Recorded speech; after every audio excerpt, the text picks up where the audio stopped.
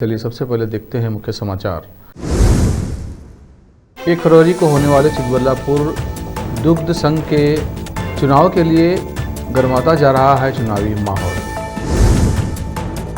केंद्र सरकार कर्नाटक के साथ सौतेला व्यवहार कर रही है। भाजपा सांसद आवाज उठाने में विफल रहे, बोले कर्नाटक के उप मुख्यमंत्री डीके शिवकुमार। तुमकुरू ग्रामीण क्षेत्र के पीएसआई को लोकायुक्त ने 40,000 रुपये की रिश्वत लेते हुए पकड़ा। अजित पवार की पत्नी सुनेत्रा पवार होंगी महाराष्ट्र की पहली महिला deputy CM. Mission Rangla Punjab के तहत भगवंत मान सरकार का बड़ा तोहफा, छात्रों को बांटा 271 करोड़ का वजीफा। केदारनाथ में अब नहीं बनेंगी रिले, मंदिर परिसर में मोबाइल फ्री दर्शन की तैयारी, यहां जानिए पूरा नियम।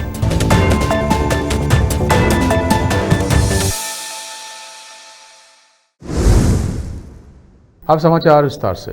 1 फरवरी को होने वाले चिकबल्लापुर दुग्ध संघ के चुनाव जैसे जैसे नज़दीक आ रहे हैं, वैसे वैसे चुनावी माहौल गर्माता जा रहा है। कांग्रेस समर्थन माने जाने वाले पूर्व निदेशक भरनी वेंकटेश के पक्ष में चुनाव प्रचार ने अब तेज रफ्तार पकड़ ली है। भरनी वेंकटेश को समर्थन देते हुए पूर्व विधायक एसएम मुनियप्पा और केपी बच्छेगौड़ा ने प्रसिद्ध धार्मिक स्थल बोगनंदीश्वर मंदिर में विशेष पूजा अर्चना कर औपचारिक रूप से चुनाव प्रचार का शुभारंभ किया। इसके बाद प्रतिनिधियों को संबोधित करते हुए उन्होंने भरनी वेंकटेश के क्रमांक 2 अंगूर का गुच्छा चुनाव चिन्ह को वोट देकर उन्हें विजयी बनाने की अपील की।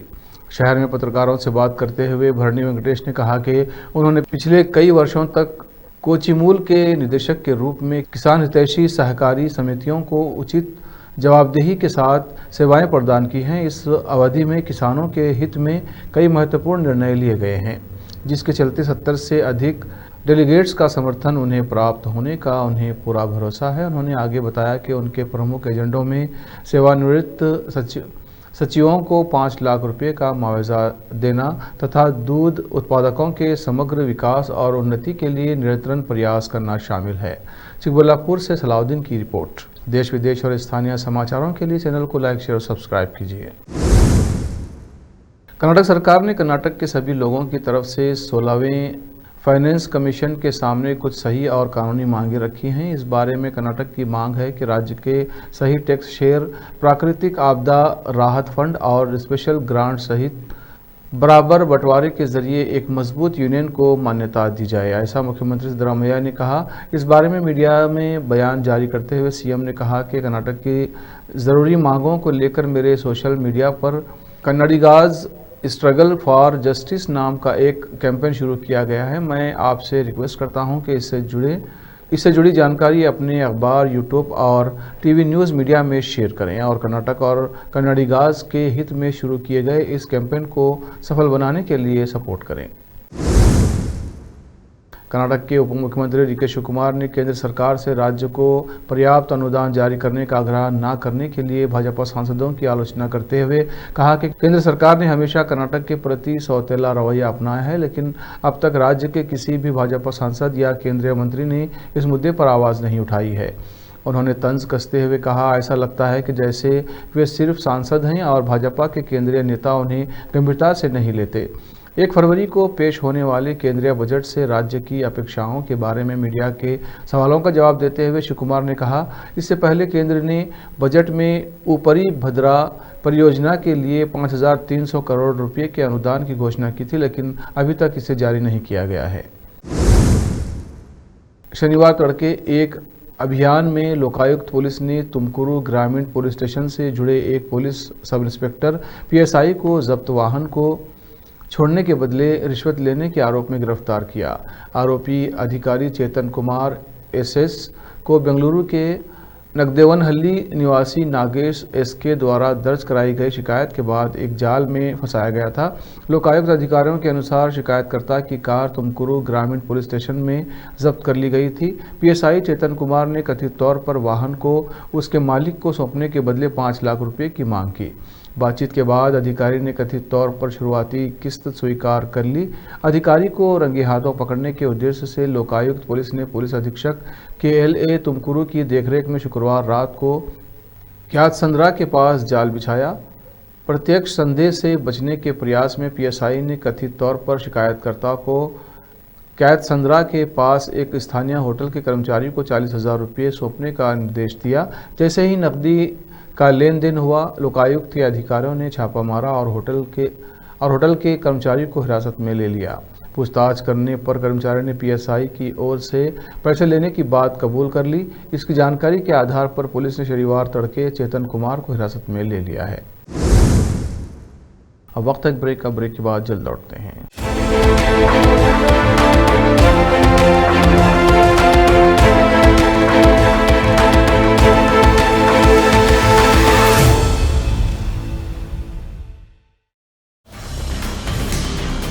हिंदुस्तान के हर कोने में हम हैं मौजूद। 24 घंटे हालात पर गहरी नजर, खबरों से जुड़े चुपते सवालात और आपको दिखाता है धार्मिक, सामाजिक, राजनीतिक, लोकल और इंटरनेशनल न्यूज की सबसे बेहतर कवरेज, जो आपको रखती है हर पल बाखबर। देश और दुनिया भर की खबर के लिए देखते रहें KP news 24/7। Noor education trust Bidar की ओर से चलाया जाने वाला नूर एमएड और BEd college Bidar, recognized by NCTE Delhi, affiliated to Bidar University, Bidar. Admissions open for the academic year 2025 to 26. विशेषज्ञ और सक्षम शिक्षकों द्वारा शिक्षा प्राप्त करने के लिए नूर एमएड और बीएड कॉलेज बीदर में दाखिला लें और शांत वातावरण में उच्च स्तरीय शिक्षा प्राप्त करें। बीदर शहर में बेहतर शिक्षा का एकमात्र केंद्र नूर एमएड और BEd college Bidar. For more details contact Noor colony near horticulture centre, Halatgiri के Hyderabad road, Bidar 585403 Karnataka, India. Phone numbers 9945283920, 8050172745।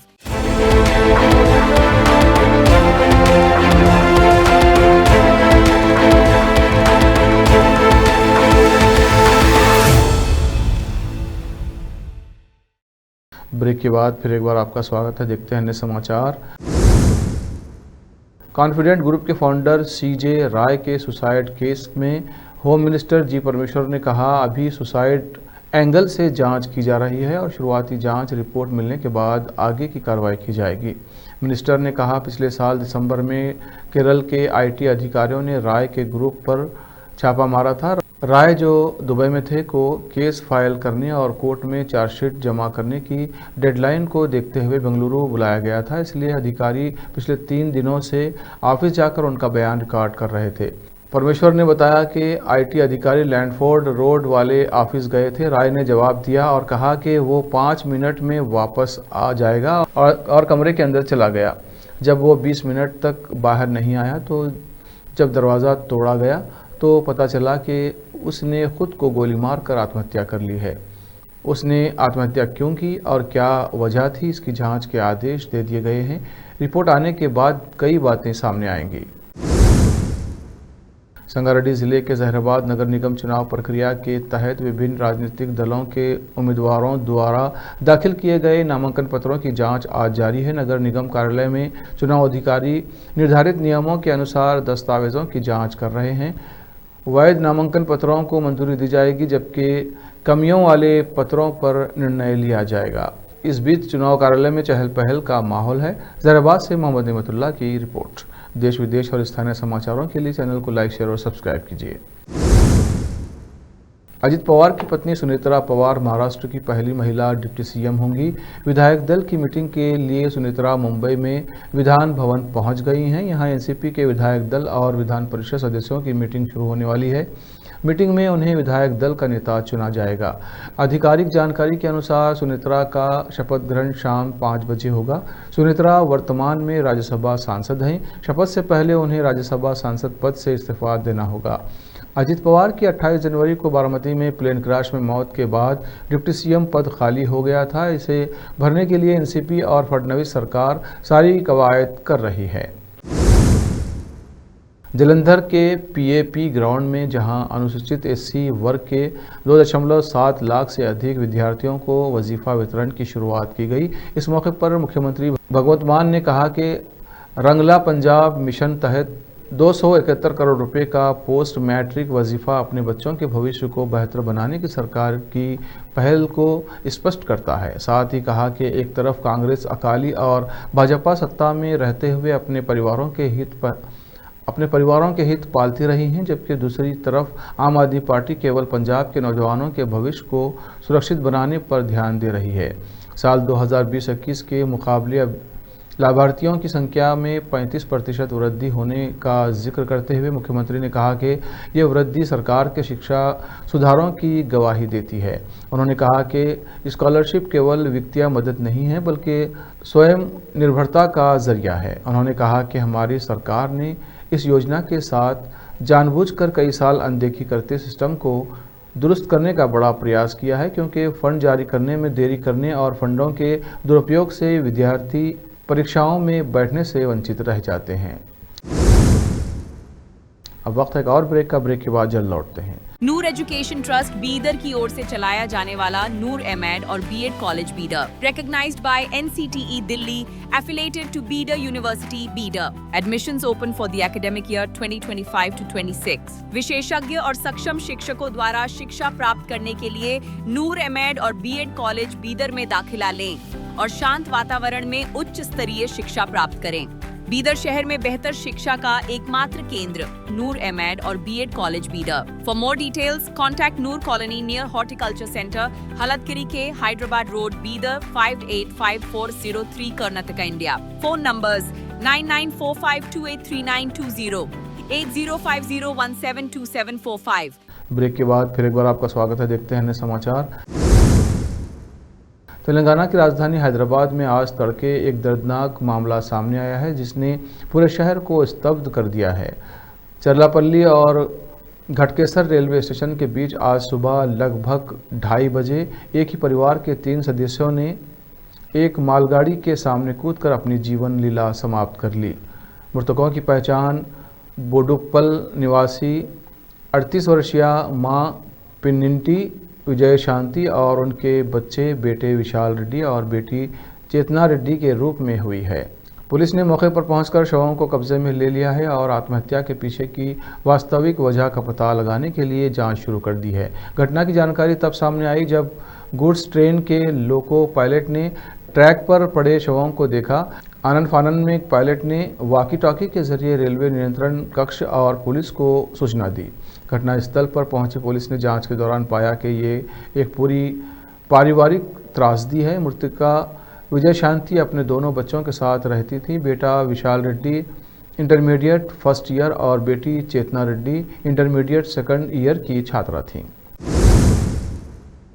Kedarnath धाम में अब दर्शन के दौरान मोबाइल फ़ोन और कैमरे के इस्तेमाल पर पूरी तरह से रोक लगने जा रही है। मंदिर परिसर में फ़ोटो, वीडियो या रील बनाने के मामलों में लगातार बढ़ोतरी को देखते हुए बद्री केदार मंदिर समिति और रुद्रप्रयाग जिला प्रशासन मिलकर सख्त कार्य योजना तैयार कर रहे हैं। नई व्यवस्था लागू होने के बाद किसी भी श्रद्धालु को मंदिर में मोबाइल इस्तेमाल करने की अनुमति नहीं होगी और उल्लंघन की स्थिति में भारी जुर्माना वसूला जाएगा।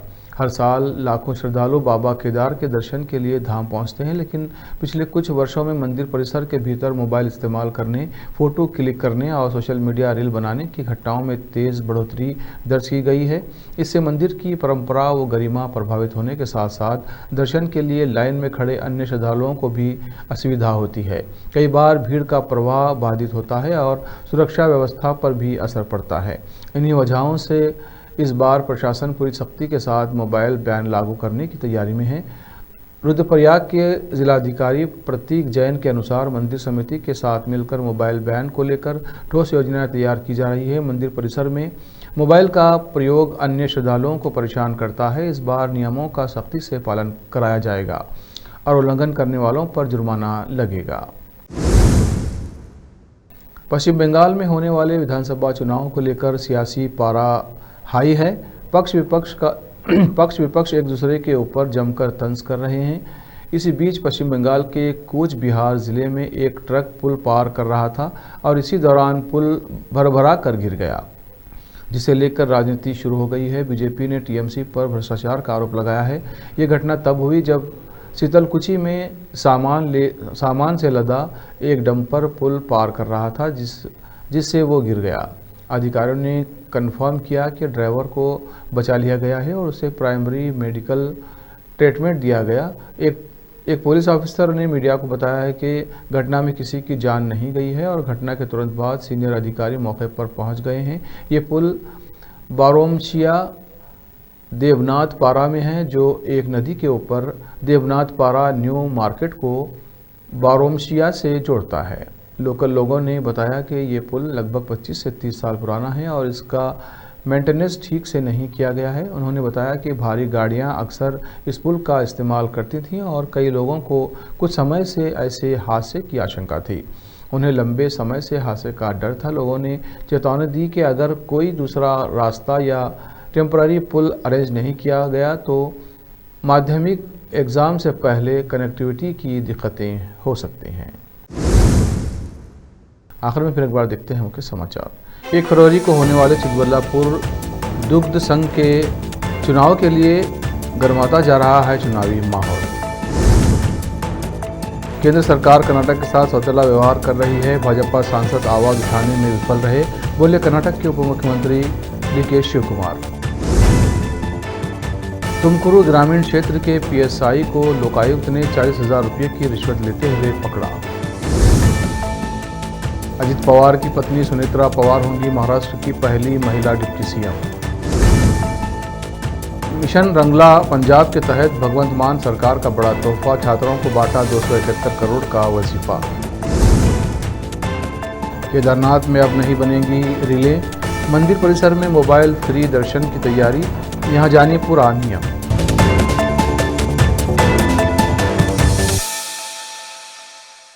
केपी न्यूज़ के इस बुलेटिन में इतना ही। देश विदेश और स्थानीय समाचारों के लिए चैनल को लाइक, शेयर और सब्सक्राइब कीजिए। धन्यवाद।